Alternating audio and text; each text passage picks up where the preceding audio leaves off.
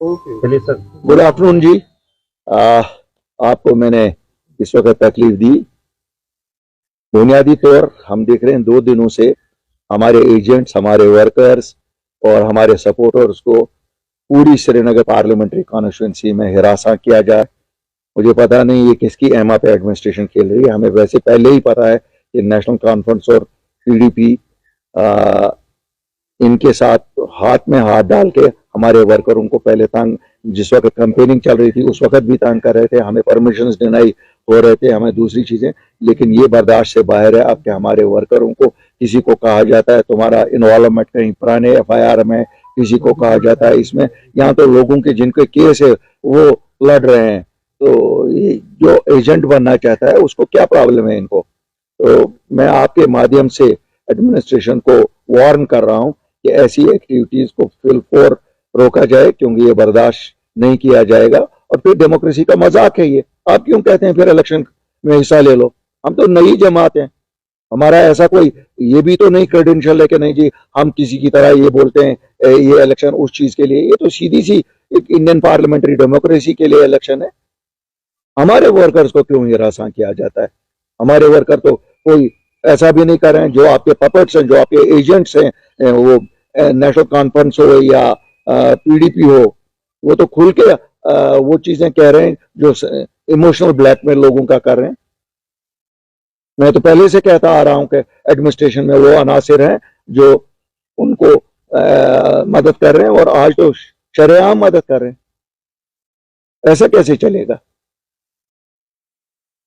सच की सियासत हम करने वाले, कभी झूठ नहीं बोला लोगों को, कभी कुछ नहीं किया। आज हिरासा और परेशान किया जा रहा है। खान साहब से मेरे लोगों को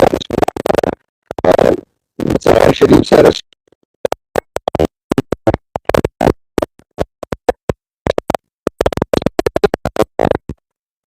लोगों को अरेस्ट किया जा रहा है।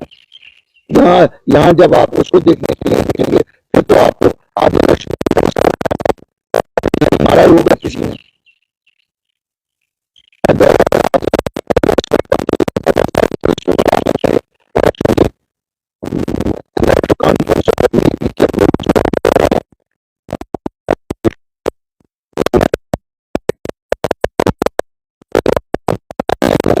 इलेक्शनों में फिर चली जाए तो ये नाम याद हुए अगर हमें हिस्सा नहीं लेने दिया जाएगा।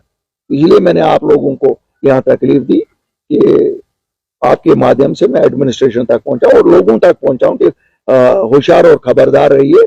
आपको ही निकलना पड़ेगा डेमोक्रेसी को डिफेंड करने के लिए, क्योंकि ये जो रिवायती सियासी जमातें हैं, नेशनल कॉन्फ्रेंस और पीडीपी, इनका तो खेल ही यही है।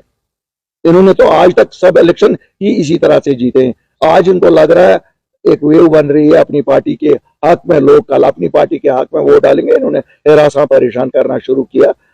हमारे एजेंटों को, हमारे वर्कर को हजारों की तादाद में गिरफ्तार करके ले गए। एका दुका कहीं इन लोगों का उठाते हैं, लेकिन हमारे हजारों की तादाद में ले गए।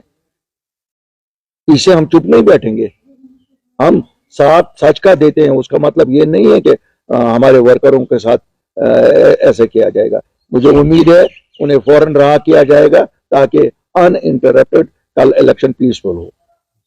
मेरे दो सवाल है आप चलता सा। पहला सवाल, जो आप इल्जाम एडमिनिस्ट्रेशन लगा रहे हैं, यही इल्जाम आप पे पीडीपी लगा रहे हैं कि अल्ताफ बुखारी हमारे वर्कर्स को अरेस्ट करवा रहे हैं। देखिए साहब, न मैं कभी एडमिनिस्ट्रेशन के साथ रहा हूँ।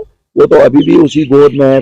महबूबा जी वो तो बीजेपी की गोद में पली हैं, बड़ी हैं, आज भी उन्हीं की गोद में है। तो वो क्या हमें कहेंगी?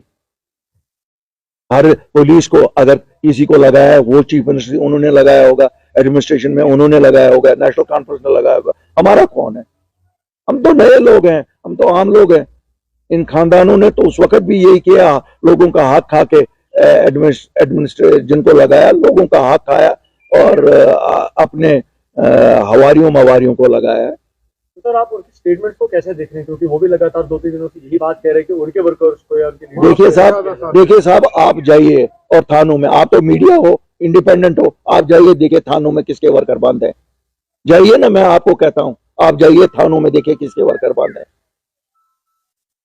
अगर कोई आज कहता है ये पीडीपी का वर्कर है, वो तो आज मेरा वर्कर है। पीडीपी कहां है जमीन पे? है कहीं? ये तो खुद कहती हैं पीडीपी से लोग अपनी पार्टी में बने, तो वर्कर भी तो हमारा ही है। वो कहाँ पीडीपी का वर्कर रहा? उसको इस नाते उठा रहे हैं कि नहीं जनाब ये अपनी पार्टी के साथ क्यों गया। यहाँ खान साहब में ओपन गुंडागर्दी चल रही है। यहाँ हमारे एजेंट्स को थ्रेटन किया जा रहा है कि लाश आपकी भेज देंगे जो अगर पोलिंग स्टेशन पर गुंडागर्दी करा जाए। यहाँ कल आपने देखा होगा पीडीपी की चीफ क्या कह रही है, किसके यहाँ पे कह रही हैं। उनको लगता है हमारे पास जबान नहीं है। नाम ले लो कहाँ पर किस अफसर से बात कर रही हैं, रिकॉर्डिंग सुनाओ।